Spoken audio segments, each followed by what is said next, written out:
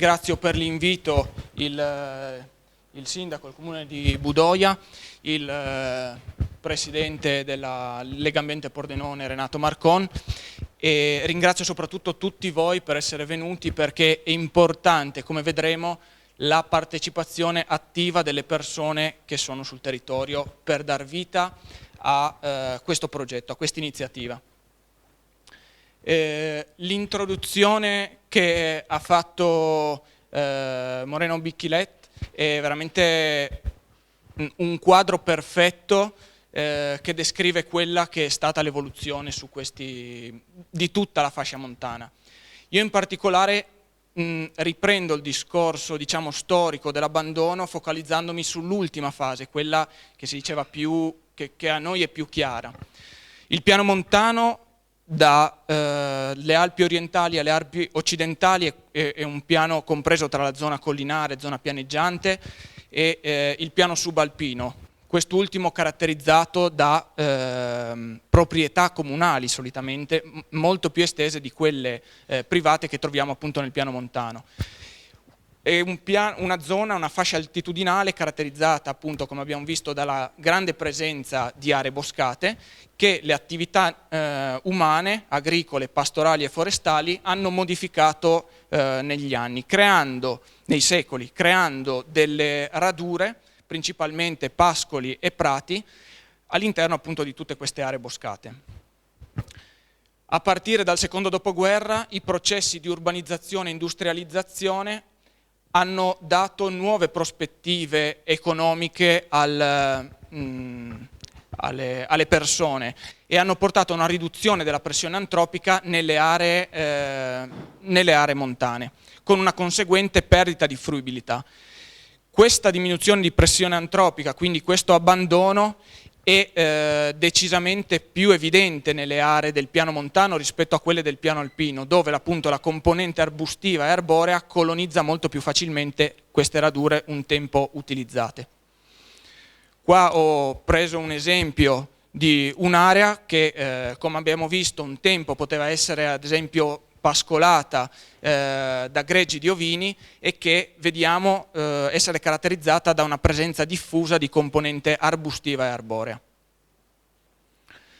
In ambito agricolo le aziende hanno dovuto fare i conti con una bassa produttività unitaria in queste aree, da modeste dimensioni aziendali dovute all'eccessiva frammentazione fondiaria, non supportata da un'adeguata formazione professionale, e da una situazione segnata da insufficienti iniziative imprenditoriali molto spesso. In questo settore, sempre a partire dal secondo dopoguerra, sono stati applicati modelli produttivi più simili a quelli della pianura, modelli più intensivi, che quindi hanno portato ad avere per le aziende presenti nelle aree montane dei maggiori costi di produzione, una minor produttività però, legata alle condizioni morfologiche principalmente dell'area, e a una perdita del forte legame che c'era tra il prodotto e l'ambiente, quindi tra il prodotto e le formazioni che venivano utilizzate dagli animali. Tutto questo è stato fortemente penalizzato dall'aspetto della frammentazione fondiaria, tant'è che molte attività agricole non sono più economicamente sostenibili. Qui vi porto due esempi delle valli del Natisone, ma che sono, diciamo, possono rappresentare tantissime realtà del piano montano.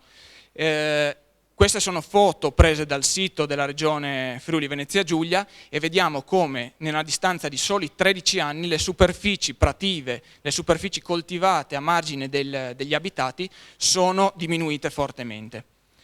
E anche in questo caso, forse ancora più evidente, vediamo come nella zona centrale, a monte del paese, le superfici prato-pascolive siano ridotte notevolmente. Il costo dell'abbandono è notevole.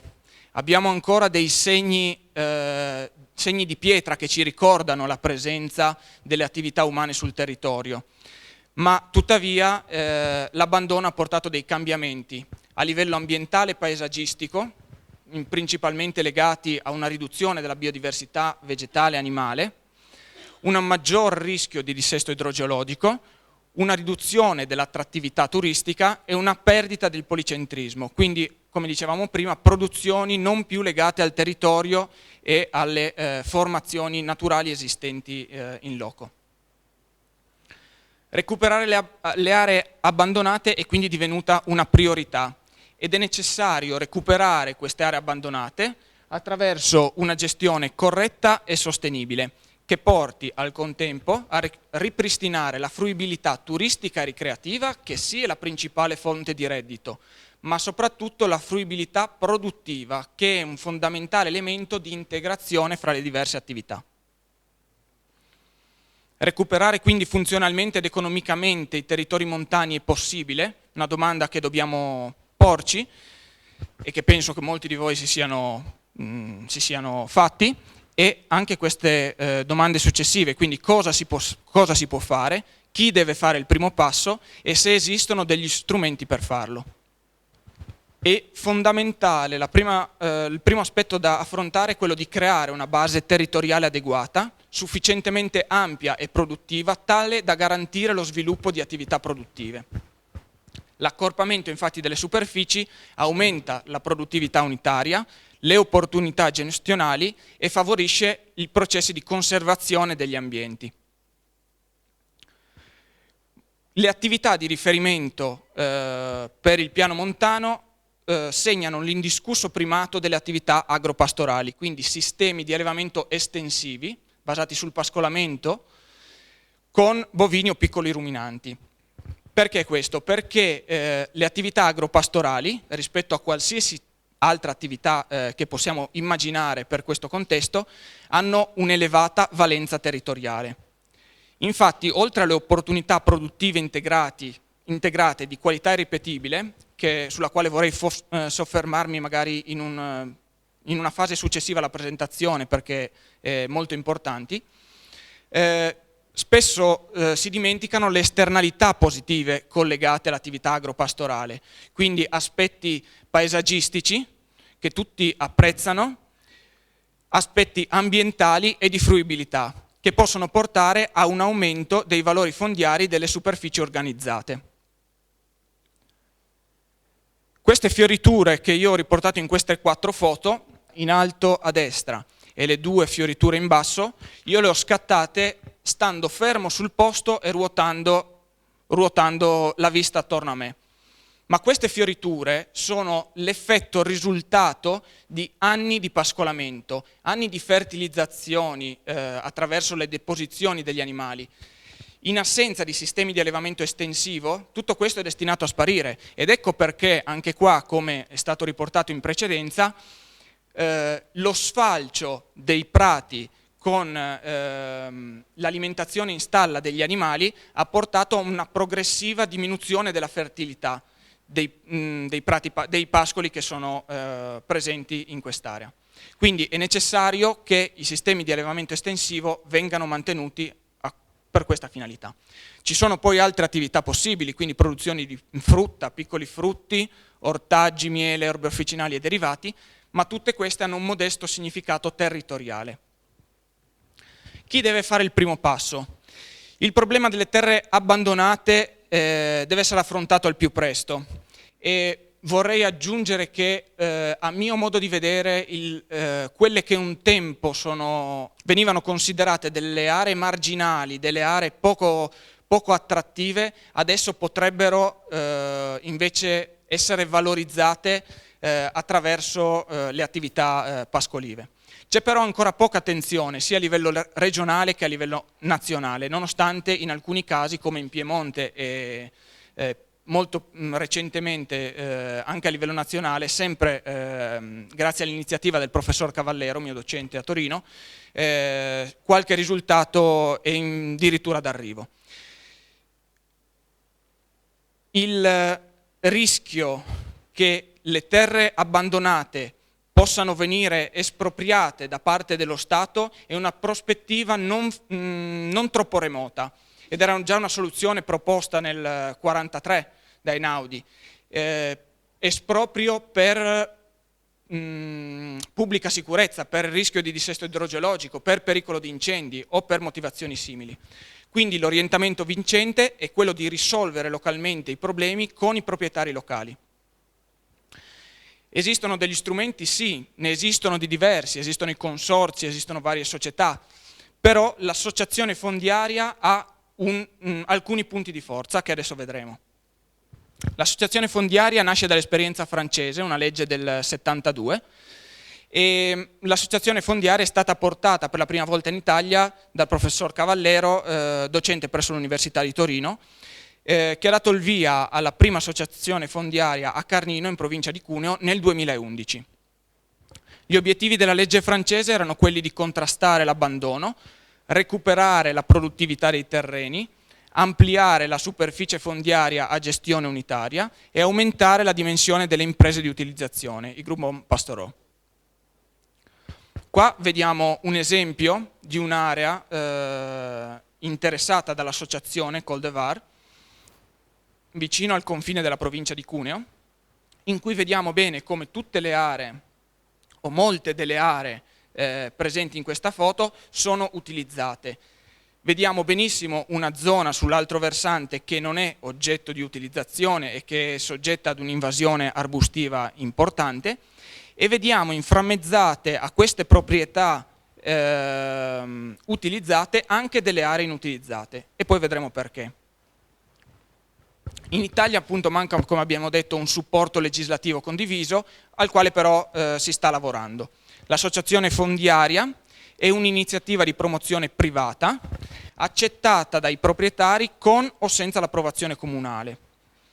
Nei confronti dell'associazione fondiaria c'è l'interesse da parte della Regione Piemonte in questo momento e di alcuni comuni, alcuni in Lombardia, e come abbiamo visto abbiamo anche un esempio in Regione di cui dopo avremo testimonianza.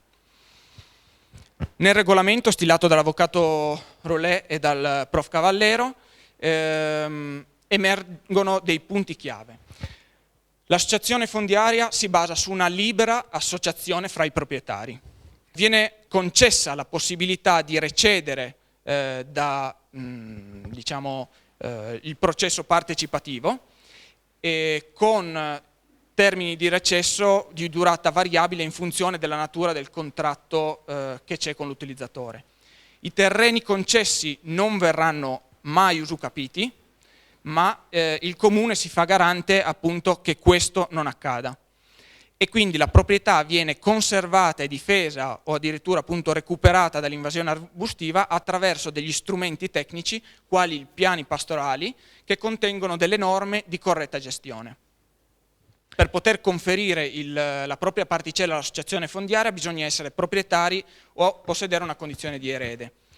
E in un primo momento l'associazione, cioè ogni singola persona può avere, diciamo, una quota di partecipazione legata esclusivamente alla superficie a portata, quindi in termini di ettari, ma è necessario, visto che viene realizzato un piano di gestione che mira l'analisi vegetazionale e porta all'individuazione di un indice oggettivo che varia da 0 a 100, che indica il valore della copertura vegetale, è possibile determinare le quote di partecipazione come il prodotto appunto dell'estensione e della qualità di questa formazione vegetazionale. I costi di costituzione sono ridottissimi, l'associazione non ha fini di lucro, almeno in una fase iniziale, in quanto tutti gli utili vengono reinvestiti per migliorare la qualità delle aree. C'è una massima semplicità operativa e gestionale rispetto ai consorzi e alle società, e viene mantenuta una netta separazione tra l'associazione fondiaria e l'impresa utilizzatrice. Il vantaggio chiave dell'associazione fondiaria rispetto a tutti gli altri strumenti citati è la possibilità di includere nella gestione appezzamenti appartenenti a proprietari introvabili. Quindi il comune o l'ente parco o il responsabile, diciamo, si fa garante nei confronti dei proprietari introvabili e dice: per motivi di pubblica utilità noi li gestiamo. Nel momento in cui questi proprietari dovessero tornare a rivendicare la propria titolarità, i terreni verranno restituiti a questa persona, così come i redditi accumulati relativi a questi appezzamenti, che vengono mantenuti e successivamente ridistribuiti. L'associazione fondiaria viene istituita semplicemente in un consiglio in cui viene eletto un presidente, 3 consiglieri e un segretario operativo. Esiste poi una figura esterna che non fa parte degli organi direttivi, ma che è a supporto dell'associazione fondiaria stessa, che è un tecnico specializzato, che ha l'obiettivo di redigere dei documenti tecnici, appunto come il piano di gestione e la cartografia annessa dell'area interessata. L'associazione fondiaria ha il compito di redigere un contratto di affitto e un capitolato d'affitto che riassume alcuni elementi tecnici contenuti nel piano gestionale. Ha il compito di scegliere un soggetto operatore, che può essere uno dei soci o può essere esterno all'associazione stessa. Il soggetto operatore dovrà quindi pagare un canone d'affitto per poter utilizzare queste superfici, che appunto, come detto, verrà reinvestito per fare dei miglioramenti all'interno dell'area stessa. E verserà inoltre una cauzione a garanzia di una corretta gestione delle superfici. Sia il soggetto operatore sia l'ASFO possono accedere ai contributi del PSR, ma in 2 forme differenti, nel senso i contributi per la monticazione spetteranno poi esclusivamente al soggetto operatore, altre tipologie di contributi, quali ad esempio quelle della legge regionale 10 per il recupero delle aree abbandonate o quant'altro, spettano all'associazione fondiaria. Il tecnico specializzato ha il compito appunto di redigere il piano di gestione al quale il soggetto operatore dovrà attenersi, monitorare l'attività del soggetto operatore e aggiornare il piano gestionale a distanza di qualche anno, distanza variabile a seconda del contesto in cui ci troviamo. Recuperare quindi funzionalmente ed economicamente i territori montani è possibile e grazie all'associazione fondiaria questo è più semplice rispetto al passato. Attualmente in Italia sono state costituite 12, o in fase di costituzione, 12 associazioni fondiarie, 10 in Piemonte, una in Lombardia e una in Friuli Venezia Giulia. Qui vi porterò alcuni esempi della prima associazione fondiaria, quella di Carnino, che è stata istituita appunto nel 2011. L'area di Carnino nel 1949 era un'area nella quale oltre al centro abitato e la presenza sporadica di alcune piante arboree nei dintorni dell'abitato era caratterizzata da ciglioni e muretti e da molte aree utilizzate da greggi transumanti. Questa è la situazione di che Carnino ha dovuto affrontare nel 2011. All'inizio dell'associazione fondiaria le radure con i ciglionamenti erano molto ridotte in termini di estensione e invase da componente appunto arbustiva e arborea. Nel 2012 è iniziata l'attività pastorale con dei bovini di razza piemontese, quindi animali da carne. Alla fine della prima stagione di pascolamento questa era la situazione su alcune aree e nell'autunno successivo abbiamo già assistito ad un cambiamento vegetazionale significativo. Con i soldi, diciamo, i proventi relativi al canone d'affitto dell'operatore sono state acquistate attrezzature pastorali, abbeveratoi, che sono delle strutture idonee al pascolamento, quindi strutture che si possono facilmente spostare per permettere una corretta gestione. A giugno 2014, questa è una delle ultime fotografie appunto, che abbiamo di Carnino, in cui la componente erbacea è tornata a riprendere i suoi spazi